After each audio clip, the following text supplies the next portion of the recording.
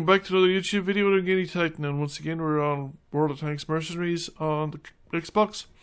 Westfield, and I'm in the Lycan, the Tier 7 American Premium light tank.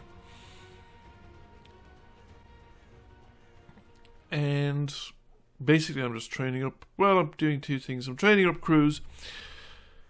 So I've trained up crews from scratch, and I think we've now reached second skill, well, the third skill, and I'm also using it to acquire silver. So I want to build up a buffer of silver, because the tier 9 tanks that I'm playing are going to burn through silver at a fair old rate.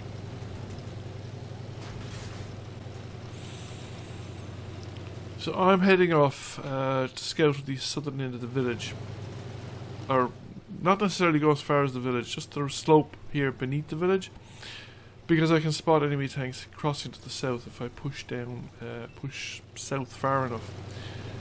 Looks like the team is actually going to lemming train down the eastern side of the map. The artillery was the leading tank on the slope, going up the slope heading west, and has decided wisely not to do that. We have a light tank going up along the village, and a medium that has decided just to patrol the periphery of the map.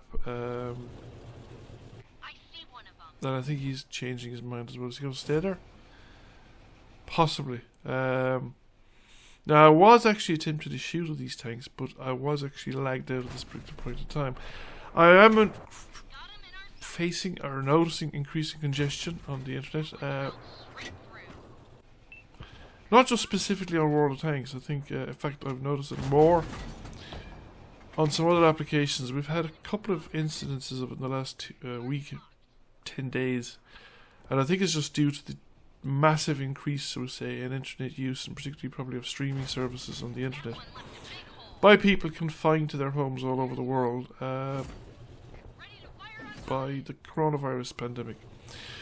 So you get these random bouts of congestion. So I had it there at the start of this game. I've had it during the week. We were playing Dungeons and Dragons using the Fantasy Grounds virtual table application and Skype as our voice comms, and I noticed some distortion with one or two of the players on Skype.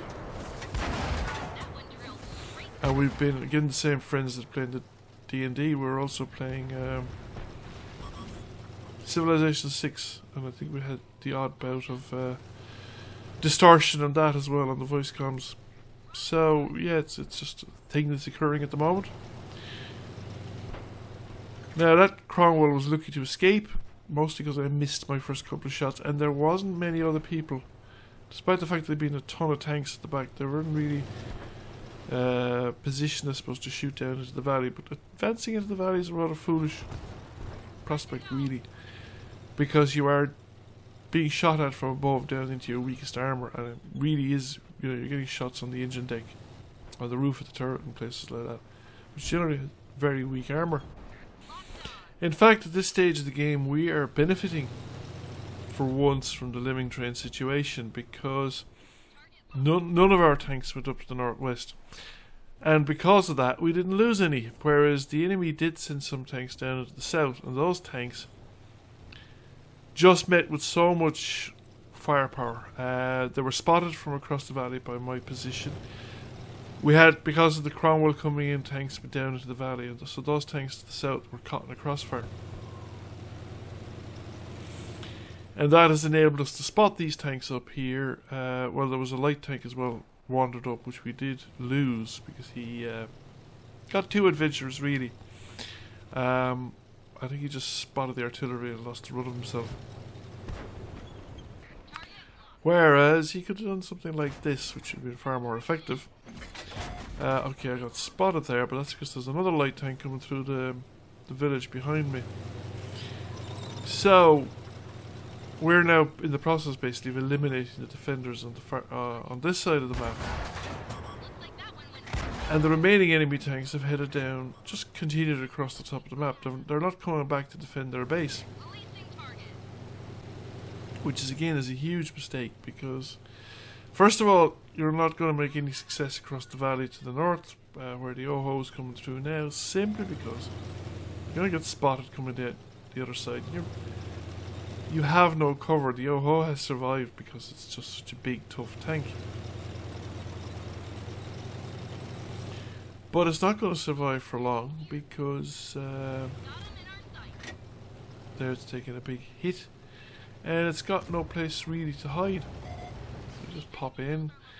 We put a round through it, we finish it off, and then we'll drive back out again and probably pick up a few spots while we're at it. And the enemy are now down to the tanks that are on this side of the map, and we've commanded the cap circle.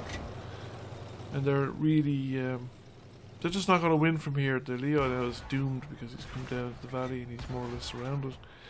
The light tank is doing the same thing on the other side. Although the light tank, you know, might rear, but we've 2 tanks capping. So, but they're in no position to intercept the cap, so this game is likely to end fairly shortly. We're already halfway through the cap.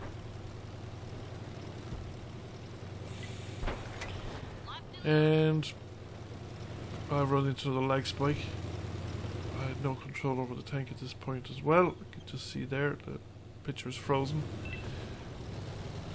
I was fortunate that the tank didn't actually drive out into the open in front of anybody, but nobody was actually in a position, I suppose, in the direction that it was driving to, and then the game's over.